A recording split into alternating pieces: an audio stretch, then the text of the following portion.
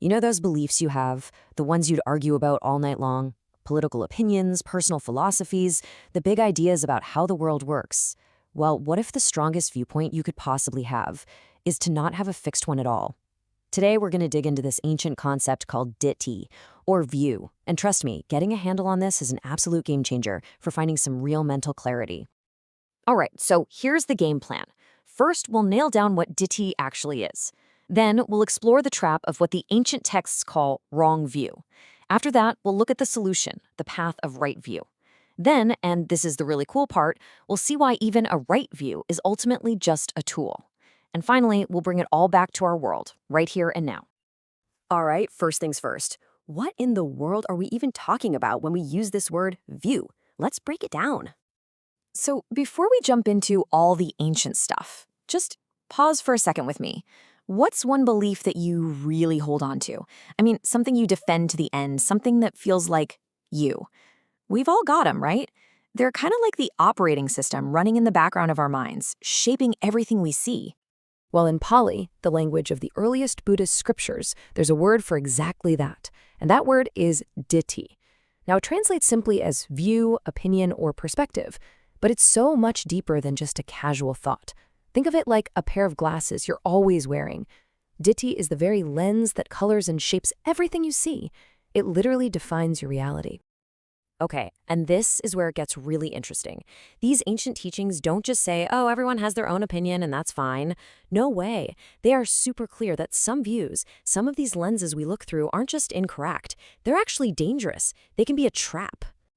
The texts basically split views into two big categories.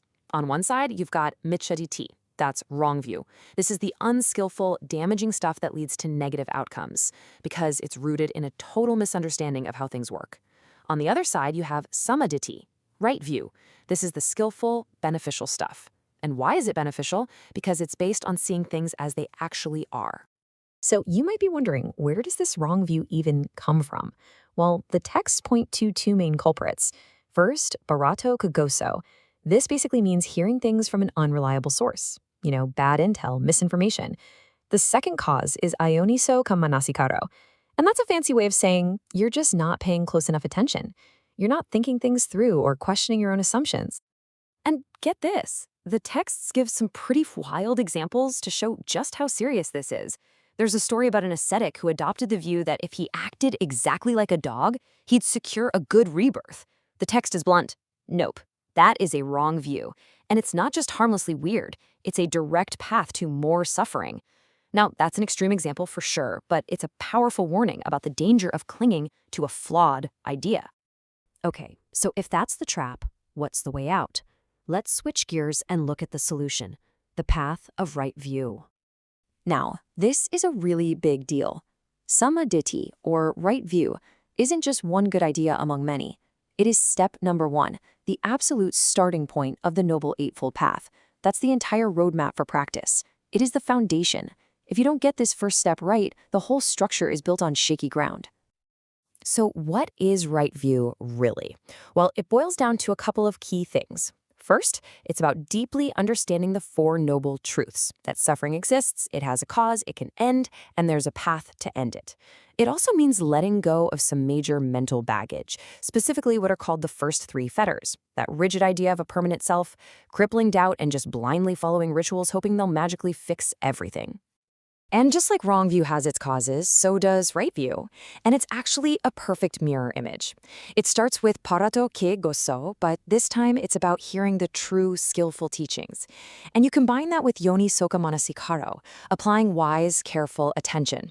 So it's a two-step process. Get good, solid information, and then actually take the time to think it through for yourself. All right, so it seems pretty straightforward, right?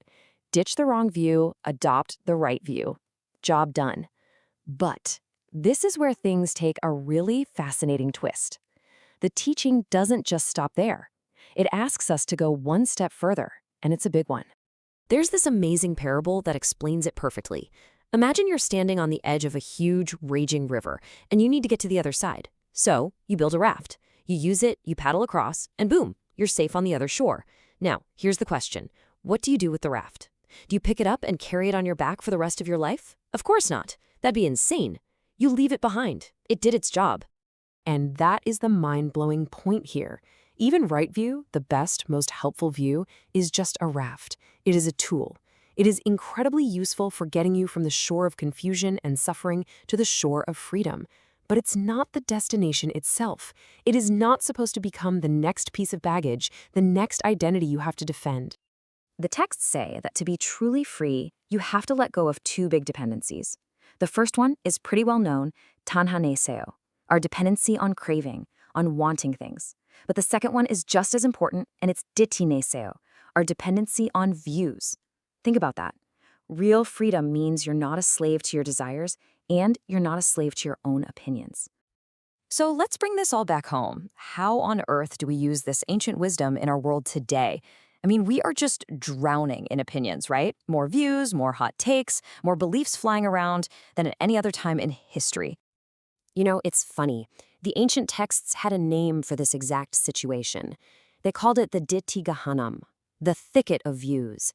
Just picture it, a dense, thorny jungle of opinions. You wander in, and you get all tangled up, you get scratched, and pretty soon you're totally lost and completely stuck. Now, think about your social media feed. Think about the cable news channels, the endless comment sections. Isn't that the perfect description of a modern thicket of views? We get stuck in our little echo chambers, fighting to defend our tiny patch of thorns, absolutely convinced that our patch is the whole forest. We can't even see a way out. And so, this is the final challenge it leaves us with. Yes, the journey starts by picking a better tool, a better raft, trading a harmful view for a skillful one. But the endgame isn't about finding the perfect view and then building a fortress around it. The real goal is to use that view to get to a place of clarity where you can hold all views lightly. So here's the question to sit with. Which of your own deeply held beliefs are the raft, helping you cross the river? And which ones have you been carrying on your back this whole time, long after you've reached the shore?